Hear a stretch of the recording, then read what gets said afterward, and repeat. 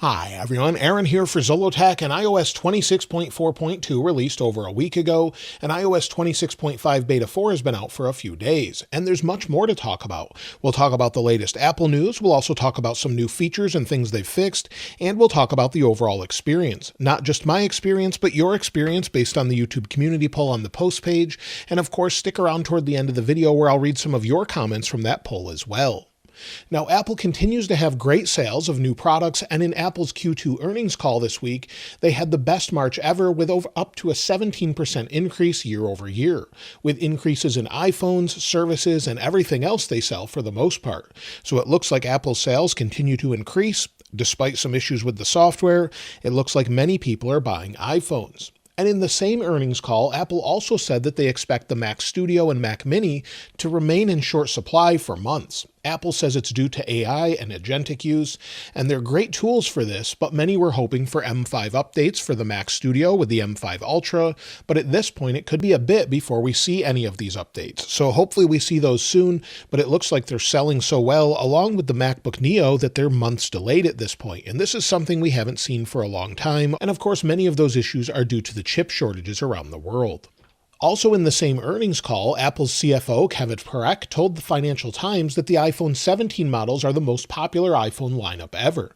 That's not really surprising, as we had a redesign, they finally added a vapor chamber, we have a huge battery, and a complete redesign. Despite some people not initially liking the design, it seems that it's super popular, and many people are either buying the iPhone 17 Pro or the 17 Pro Max, along with the base iPhone 17, which is a great deal, offers ProMotion and everything else. So this is a great year for iPhone, and it's going to be hard to beat with iPhone 18 next year. But typically every time we shift from one design to the next, we usually see a big jump in overall sales. So when we go from the iPhone 16 style design to the iPhone 17 with the large camera plateau, that's when we see the big shift, and maybe we'll see that again with the 20th anniversary iPhone. That's said to be all glass, remove bezels, and everything else. So I can't wait to see what they do there, similar to what they did with the iPhone 10. Within the Wallet app, Discover is removing some features if you've been using any of their cards. Unfortunately, they're getting rid of the ability to see your current balance or transaction history, and you'll no longer be able to use the Pay with Rewards option when using Apple Pay with Discover card. So this is a bit disappointing. That's one of the nicest features about it. You can see your balance and everything else just like you can with Apple Card, but those features are going away as they want to push you to the app, it seems. As I mentioned in a short video earlier this week, iPhone 17 models have an issue sometimes when you let them run out of battery and then turn off. You're unable to charge them via USB-C and get them to power on just by plugging in. So plugging in a power source like this, sometimes they just won't turn on their own.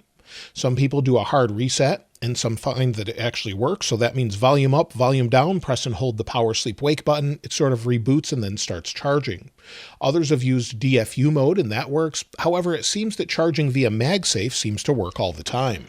For example, here's an iPhone 17 that I've let run out of battery, and we'll put it on MagSafe, give it just a moment, we'll set it over here and see if it powers on. According to my meter over there, it is being given power, about 3 watts at this point, and you'll see that we've got some battery there.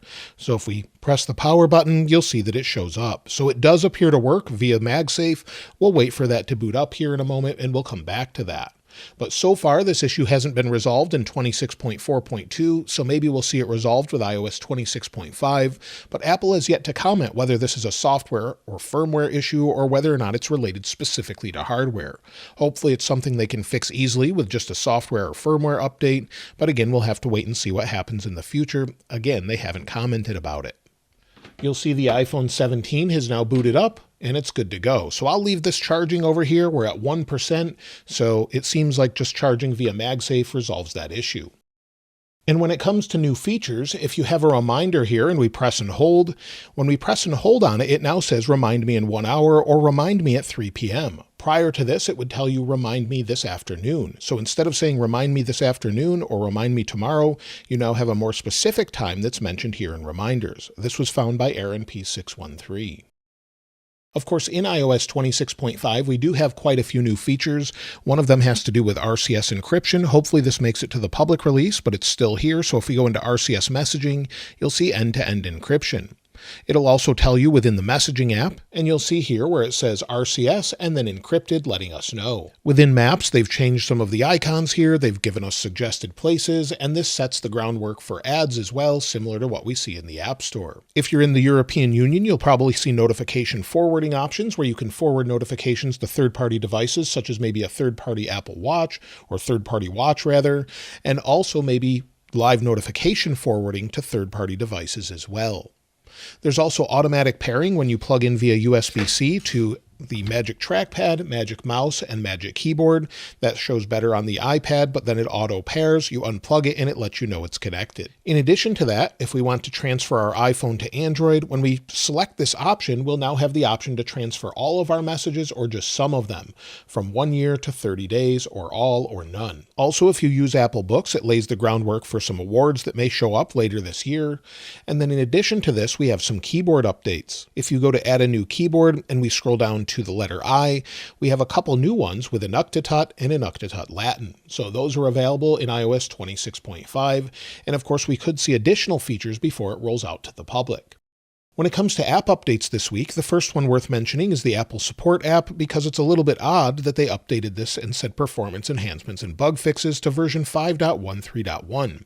However, if we take a look at a tweet from AaronP613, it looks like Apple accidentally left claude.md files in today's Apple Support app, and that was on the prior version of this update. They've since updated it and removed those files. So they were using Claude to help them write the app code, and that's not unexpected at this point, but just something I thought I'd mention. Also, one great thing is if you're using YouTube, they're now rolling out picture-in-picture for free outside of the US. So if we go into YouTube, we'll play my video here, slide home, we've got picture-in-picture, you can slide it off to the side, of course move it around wherever you'd like, resize it if you'd like, and that should be rolling out around the world. Now it may not be right away, but it is something that's rolling out around the world for free where it wasn't free before and you needed premium for that to work. So I'm glad to see Apple bringing that. When it comes to future iPhones, not just the iPhone 17 models, Apple may be getting rid of MagSafe in future iPhones. It seems Apple is questioning whether or not to keep the feature due to it inhibiting the iPhone designs, according to Instant Digital on Weibo. While I use it every single day, Apple could allow it via maybe a case similar to how the S26 Ultra does it, where it doesn't include sort of a magnet on the back, but rather just allows it through a case instead of adhering to an iPhone. So it's not something I'm crazy about, but if it would maybe progress designs, that's okay with a case included, but I would like to see it included in future designs as well. I would imagine the iPhone 18 models will definitely have it since it sort of has a similar design, and it actually is a little bit thicker than the iPhone 17, but it is something I hope they don't get rid of entirely, like they have in specific phones in the past. But it seems the iPhone Ultra or the iPhone Fold probably won't have it. And this phone is already charged up to 21% since we plugged it in earlier, and MagSafe is just super convenient. So again, I would like to see it stick around. As far as releases this week, well, Apple did release a new AirPods Pro 3 firmware update, bringing it to version 8B40. I have a separate video on this. You can see the update here.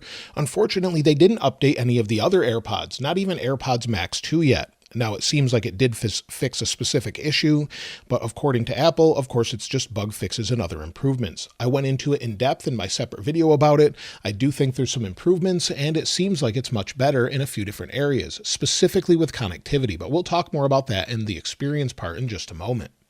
When it comes to iOS 26.5, I would expect the RC or release candidate as soon as Monday the 4th. Based off of that, I would expect it either on the 4th or 5th with a public release on the 11th. Of course, we could have an RC2 toward the end of the week or version 2, depending on what Apple calls it. But basically, I would expect a public release around the 11th at this point, with iOS 26.6 rolling out later that week or the following week with its first beta. Of course, iOS 27 Beta 1 will be shown for the first time on June 8th at WWDC 2026, and of course we'll have iOS 26 and iOS 27 betas from June all the way to September, unless they change something here, but that's what Apple typically does, and then of course we'll have a public release sometime in mid-September. Now, as I mentioned, we had an AirPods update, and when it comes to the overall AirPods Pro 3 experience, it definitely seems better with overall connectivity. They're not disconnecting from my iPhone. I still have issues on the Mac, as I mentioned in the video about the AirPods update, where it disconnects or sort of degrades quality, but that's on a previous version of macOS, and this is probably more geared towards iOS 26.5 and macOS 26.5. Other than that, everything seems to be about the same, but at this point it seems like connectivity has been fixed, especially for those who are having issues on iOS 26.4.2. Speaking of iOS 26.4.2, it's on my iPhone Air, and it seems like it's getting better after people have been running it for about a week or so. The most mentioned issue by far is the stuttering when swiping between pages. However, it's nice and smooth so far on this device, and of course is going to be a little bit better on iPhone 17 models. The wallpaper bug has not been fixed. You'll see how vibrant it is here. It's easy to show on this wallpaper. Swipe home, and it's not as vibrant. So unfortunately, it hasn't been fixed. It still looks good, but I wish they'd stop messing around with this. This was an issue we've had for quite some time where we didn't have it before. Another issue people are having is with their brightness dropping all the way down to 0 on its own. That's something a few different people have reported, where it's just changing on its own. You could always turn off auto brightness if you'd like. However, that's something that definitely helps with battery as it adjusts based on ambient lighting conditions. But if it is driving you crazy, you could turn it off temporarily and then manage it yourself. As far as AirPods Pro 3 connectivity, like I mentioned, it was fixed with firmware the other day, so that's great. And when it comes to other bug fixes, many people are saying Safari is nice and smooth. So with Apple loaded here, you'll see how smooth it is. Everything's loading nice and fast. If maybe we go back up, we'll go to the menu, we'll go to iPhone this time around, iPhone 17 Pro, and again, it's nice and smooth. Everything's working as expected here. Also, CarPlay is fixed based on many comments. It seems like it's working fine for most people, with the exception of a few people with Mercedes-Benz, where the overall display is pixelated. That seems to be something with Mercedes and iPhone in general, and then some people with a Jeep Wrangler have had issues as well. However, I've not heard any reports outside of those two vehicles. RAM management seems to be much better, going into apps, maybe going into music. Once it's loaded, it stays loaded for longer, going back and forth between apps. Again, everything is nice and smooth, swiping back home and everything else. So that's great to see as well. So RAM management seems to be better, and it's also more stable with less crashes. So most people are saying they're not having many resprings or crashes this time around, so it seems like it's much better. However, that respring issue in Safari on the iPad is still there. When you try to go into extensions, it will just crash the display. So that's fixed in iOS 26.5 though. As far as the iOS 26.5 Beta 4 experience, I've been using it full-time on the iPhone 17 Pro Max, and the number one complaint is battery drain. However, battery is better than Beta 3 for most. So we'll talk about that in a moment. Home screen frame rate drop is another issue. You may have seen it already. For example, if I swipe up and go home, it's nice and smooth, of course, on camera now, but sometimes it's just super stuttery. Lock the phone, unlock, swipe up, and it looks okay this time, but then again, it was a little bit stuttery. So it's hit or miss, it goes back and forth, but hopefully it's resolved soon. It's also fixed the issue with Spotlight Search, where it was inconsistent with the keyboard in the corners, so that's good to see. And as I've mentioned before, Tap to Siri, or Text to Siri rather, is nice and fast. Everything seems to be much more stable, more consistent. It just needs a little bit more refinement, and I think we're all the way there. When it comes to performance, as I mentioned, occasionally there's stutters depending on the version you're using, but ProMotion seems to be nice and smooth. It's ramping up and down for the most part, but then you'll see frame rate stutters on 26.5 beta. On 26.4.1, it's much smoother. So it's just very odd where it's hit or miss on the 17 Pro Max. Again, it is a beta, so keep that in mind where it was stuttery there. But sometimes it's super smooth. 26.4.1 though seems to be a little bit smoother that way for me. When it comes to overall heat and thermals, there are a few people that complained about it, but mostly on older devices. These are nice and cool, but let's go ahead and run benchmarks like we typically do, and then we'll see how it is. And of course, that stuttering is there again, and now it's gone. So very odd, but let's go ahead and run benchmarks, and then we'll take a look at the thermals. With iOS 26.5 Beta 4 on the iPhone 17 Pro Max, we're right around 35 to 36 degrees Celsius in the hottest point. On the iPhone Air running iOS 26.4.2, we're at about 39 degrees Celsius. So that's actually a little bit cooler than we've seen in the past. Now let's wait for these to finish and we'll take a look at benchmarks. Benchmarks completed, and on the iPhone Air with iOS 26.4.2, we have 3,662 for single-core, 9,399 for multi-core. On the iPhone 17 Pro Max running iOS 26.5 Beta 4, we have 3,764 for single-core, 9,704 for multi-core. If we take a look at the history, you'll see it's within the margin of error. It's a little bit low. Sometimes it's a little bit higher than other times I've run it. But again, 9,700 to 10,000 is about normal depending on what's going on in the background, at least on the 17 Pro Max. If you're wondering if you should install iOS 26.4.2 or iOS 26.5 betas and you haven't already, if you're already on the public version, I would wait to install iOS 26.5 until at least the RC version. That's typically when it's ready to release to the public. With iOS 26.5, I would definitely install 26.5 Beta 4. You're a beta tester. Make sure you report it in feedback if you're having issues. You should be updating to help Apple get this ready for the public, so definitely install it if you're on the betas. Now, as far as battery life, let's go ahead and first take a look at one of our viewers running iOS 26.4.2. Thanks to Nate for sending in his battery life on iOS 26.4.2 on an iPhone 17 Pro Max with 100% battery health. You'll see he had 3 hours and 20 minutes of screen active time, 1 hour and 18 minutes of screen idle time, and used 43% of the battery. The other day as well, 5 hours and 43 minutes of screen active time, 1 hour and 12 minutes of screen idle time using 57% of the battery. So it's definitely getting him through the day, maybe about 10 hours of screen active time. Not the best we've seen, but definitely better than others have seen as well. And based on what you had to say, 76% of you actually say you have better battery life on iOS 26.4.2 than iOS 26.4.1 or previous updates. So I'd say that's pretty good overall. Now on iOS 26.5 Beta 4, if we take a look at my battery life, we'll go back here. And if we go to battery, we'll go to battery health. You'll see I'm at 100% capacity with 73 cycles. Now, using this day to day, it's been worse for me, but most people say it's better. For example, the other day, 3 hours and 42 minutes of screen active time using 59% of the battery with just 51 minutes of screen idle time. And then 1 hour and 42 minutes using 21%. Now, based on this, I should get about 10 hours of screen active time, but it just seems to be not as much toward the end of the day, but maybe it's progressing and getting a little bit better now. But 67% of you say batteries has improved since Beta 3 to Beta 4. So that's great as far as that goes, and hopefully it improves over time. Now, as far as the overall comments and what you had to say about the experience, let's take a look at some of those.